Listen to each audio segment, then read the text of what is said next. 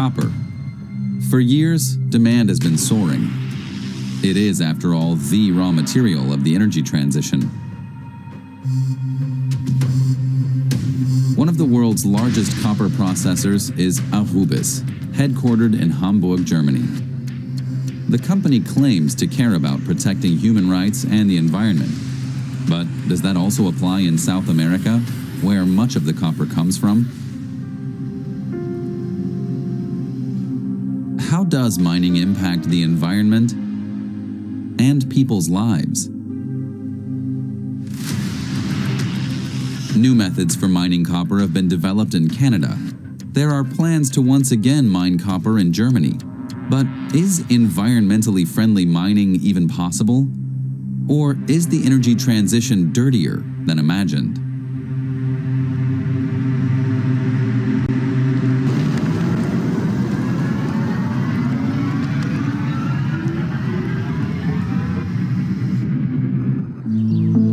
I visit a friend who installed solar panels on his garage. He strives to lead an environmentally friendly life. Does it cover your energy needs? Yes, we generate more than enough. It covers our household electricity completely, and we also charge our electric car with it. Not bad. What strikes me, however, is the number of cables required to make the system work.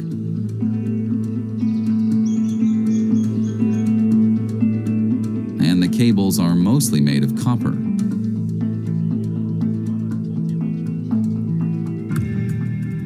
Demand for this metal is higher than ever. Solar energy in particular needs copper. The metal lasts a long time and is highly efficient at conducting electricity. Wind power also depends on it because turbines contain tons of copper.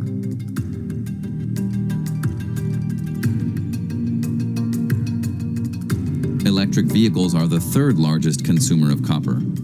They require about 4 times more copper than internal combustion engines.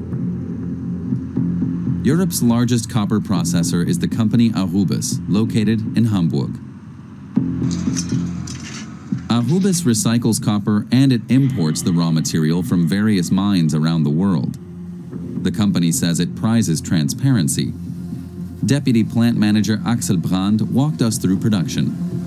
After researching the locations of the mines, we were most interested in the question of sustainability. Where's most of your ore from?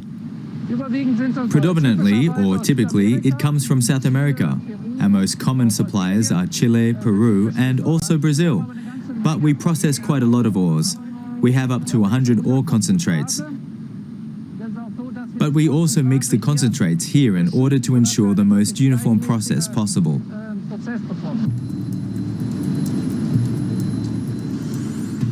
The demand for copper is so great that recycling can't keep up. 70% must be extracted. The largest copper mines are in South America, in Chile especially.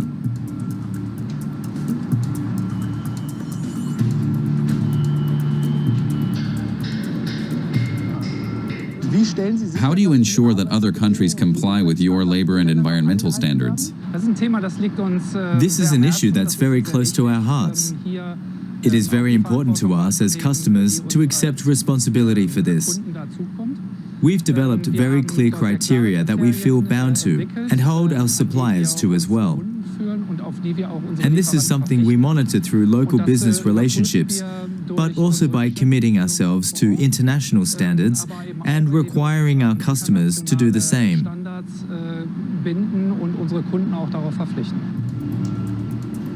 That sounds commendable.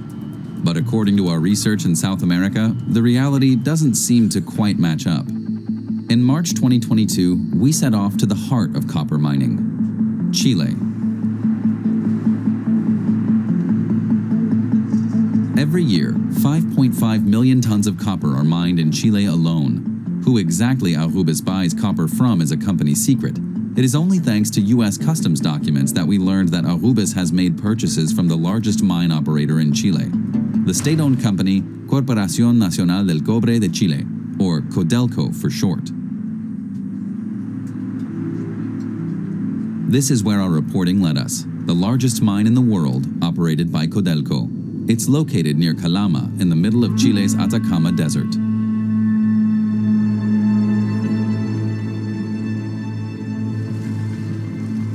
In Calama, close to the mines, we meet Johannes Hausen, a journalist living in Chile. He was willing to help us with our investigation.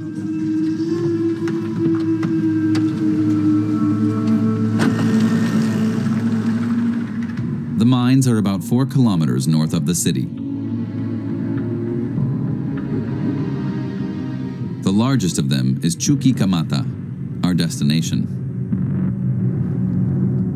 The residential areas along the route are deserted. Hausen explained that's due to the terrible air pollution.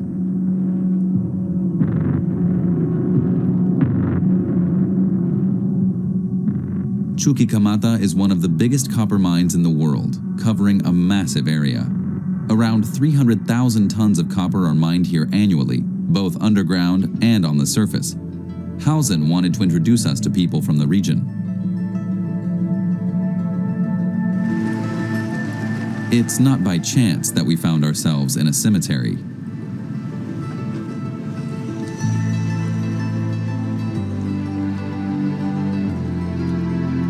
This is where we met the head of the miners' union, Miguel Fernandez.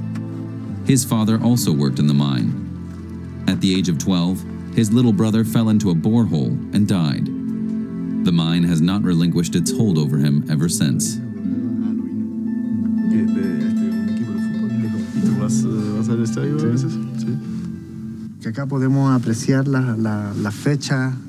This is where we commemorate the dead miners of Chuquicamata. These men made and continue to make great sacrifices for the copper industry.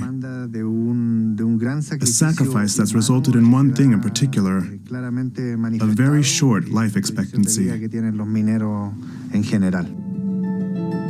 Many miners die before they have the chance to retire, and Fernandez told us that infant mortality is also higher than elsewhere in the country.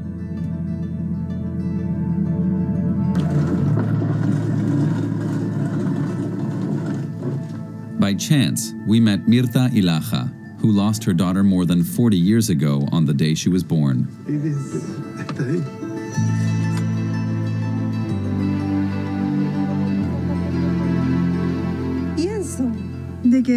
I'm convinced that Chuquicamata's air pollution is responsible for the deaths of all these children. Hardly anyone can sleep. At night you feel like you're suffocating. I myself got thyroid cancer.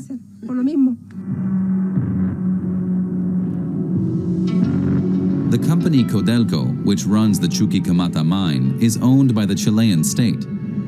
Critics say that Codelco acts like a state within a state, with its own rights and laws. We requested permission to film and conduct an interview, but were unsuccessful. They told us they didn't have the time. Even union leader Fernandez is not allowed on the premises. He's banned from the site because he has openly criticized Codelco. As a trade unionist, the doors of Codelco remain closed to me, just as they are for you as journalists. Most of the workers who toil away here are not even employed by Codelco, but by subcontractors. Only 30% of the workers are employed directly. 70% officially work for subcontractors.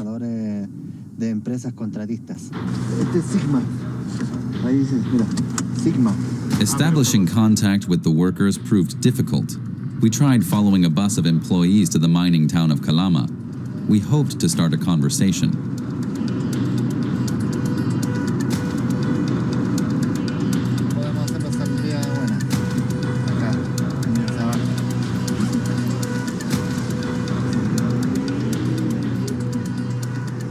Nobody wanted to talk to us in public, but one worker agreed to give us an interview at his home under the condition that we didn't show his face. The fear of Codelco looms large.